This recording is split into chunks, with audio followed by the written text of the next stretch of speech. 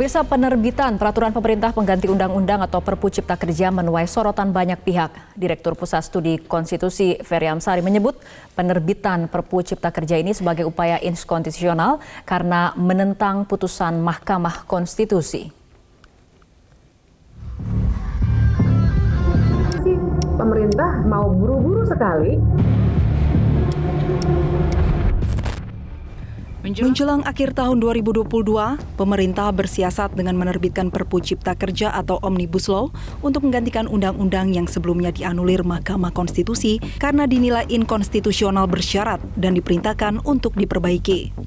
Pemerintah beralasan Perpu Cipta Kerja harus segera diterbitkan karena adanya kebutuhan yang mendesak, yang diantaranya kondisi ancaman krisis ekonomi global dan kondisi geopolitik. Namun langkah politik pemerintah tersebut menuai protes keras dari banyak kalangan. Tidak hanya protes dari kalangan buruh, tapi juga kritik keras dari kalangan akademisi.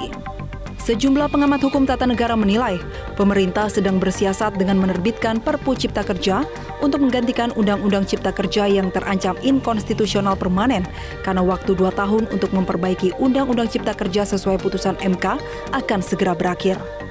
Direktur Pusat Studi Konstitusi Ferry Amsari menyebut penerbitan Perpu Cipta Kerja ini sebagai upaya inkonstitusional karena menentang putusan Mahkamah Konstitusi. Kalau kita lihat ya, waktu 2 tahun itu sudah mau habis.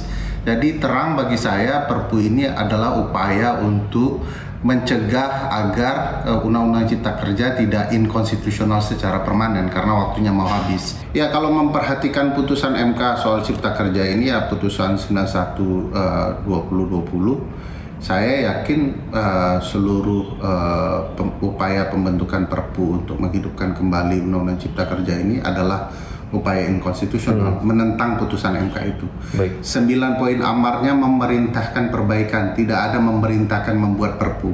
Nah, oleh karena itu memang bagi saya Perpu ini betul-betul inkonstitusional, yang menentang putusan MK.